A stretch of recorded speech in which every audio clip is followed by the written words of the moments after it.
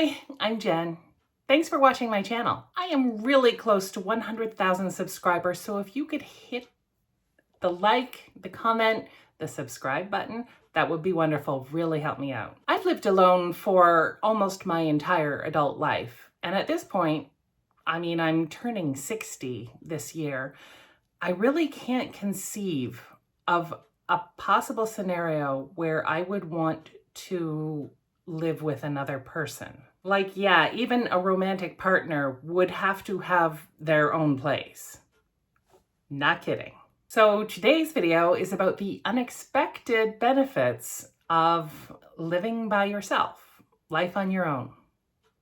Now, I know all of the standard benefits of living solo, freedom, lots of freedom of everything, to do what you want, when you want, got it. Yeah, I love that also. But there's also heightened creativity, mindfulness, lots of other things that are benefits of living alone. And I think most people are aware of all of these benefits. And if you're not aware, I certainly have other videos that give you the benefits, the blatant benefits, the obvious benefits of living life solo.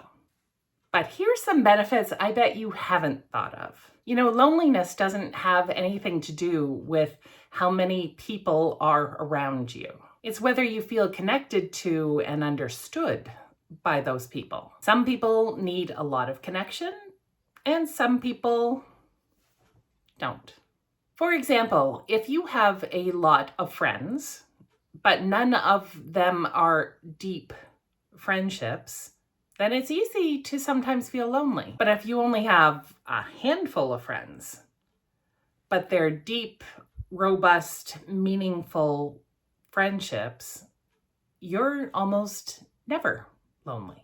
In short, the quality of the human connection counts for a lot more than the quantity when it comes to happiness and combating that feeling of loneliness. In a survey done by the BBC, 18,000 people were surveyed and asked what makes them feel most rested, what activity. And the top 5 responses were all activities that you do alone. As a matter of fact, one of the top 5 responses was actually spending time alone.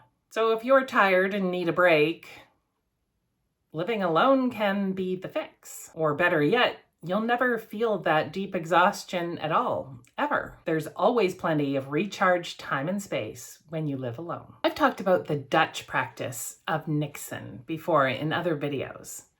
Niksen is the art of doing nothing. And although I had never heard of the term niksen before I watched Simple Happy Zen's video, put a little thing up here for her, I found that I was just doing it naturally. I often sit staring out a window, doing nothing for 10 or 20 minutes. Thinking of nothing, just enjoying the view and relaxing. That's niksen. People who live in groups, family groups, or even just couples often don't set aside time to recharge. Again, everybody has a different threshold for needing to recharge. Some people live by the mantra, I'll rest when I'm dead. While others, me and other introverts, we need to recharge more often. Living alone lets me do that. Living alone lets me get the most out of the social connections that I do have. Another benefit of living alone that I bet not a lot of people think of is that dieting is easier. Hear me out. I do all the shopping, I do all the cooking. There is no food in my house that I did not place there. If I was on a diet, there would be nothing to tempt me because I'm in complete control of it all. Now, I am trying to lose weight, and I am using Ozempic to help me. And I'm tracking my calories with an app called MyFitnessPal. Join me if you like. My username on MyFitnessPal is Orca2. Friend me up, and we have a little group chat going. So I just hit the 60-day mark on Ozempic, and drum roll, please. I lost another 6 pounds this month, which is 18 pounds overall, meaning I have 82 pounds left to go. in my goal of losing 100 pounds. So yay for me. And it's way easier than if I had a partner or kids who all wanted their own menu items also in the house. The next hidden benefit of living solo is that my weird sleep habits don't affect anyone. I made another video where I mentioned this, but I get up at 3 a.m. ever since the pandemic.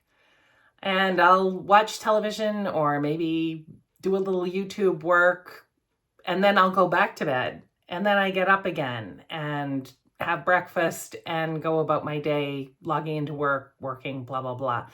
And then I'm in bed usually by like 7 p.m. at night. And I am so thankful for this channel and for you guys who have all commented and sort of confirmed my weirdness with your own. Apparently, I am not the only person who does that. Whew. I think that I would be a misery to live with for someone who went to bed at 10 p.m. and got up at 8 a.m. I don't think they could live with me. I couldn't live with them.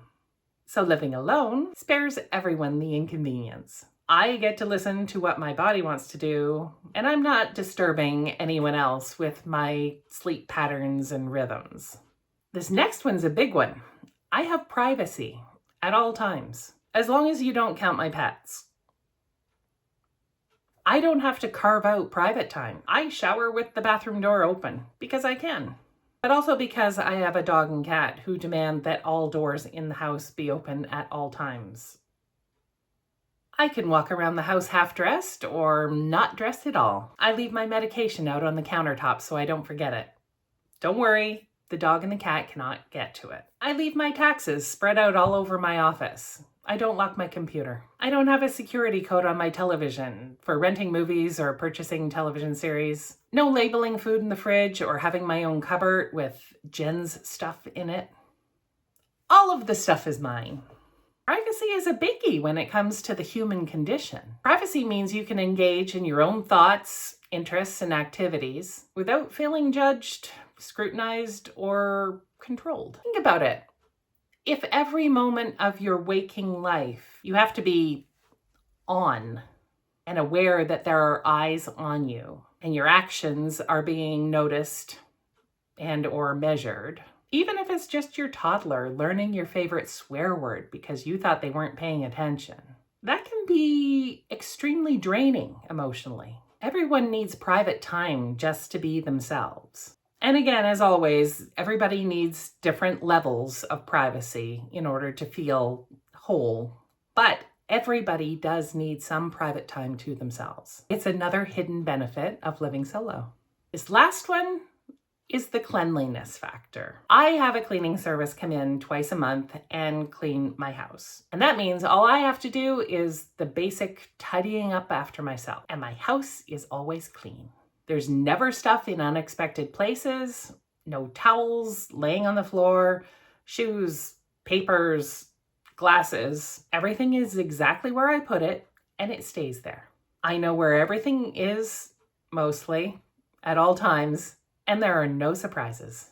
No surprises, no clutter that I myself did not make. I really think that half the communication that goes on between my friends who are in couples goes along these lines. Where is the blank? Or where did you move the blank to? And stop leaving the blank on the blank. I find it calming and reassuring to find things where I expect them to be. That's also a coping mechanism for people who are suffering from stress or anxiety. Reliable and predictable surroundings helps regulate emotions and helps give a sense of control over any upheaval that you're experiencing in your life. It's the same reason some people enjoy rewatching movies and television programs that they've watched hundreds of times before. You already know the ending, you know how that makes you feel, and it's comforting. So after a long day of having to deal with whatever it is brings you stress, coming home to, or in my case, leaving my home office, And walking into an orderly space with everything in its place is another hidden benefit of living alone. Let me know what you think. Are there any more hidden benefits of living alone? I'll see you next week.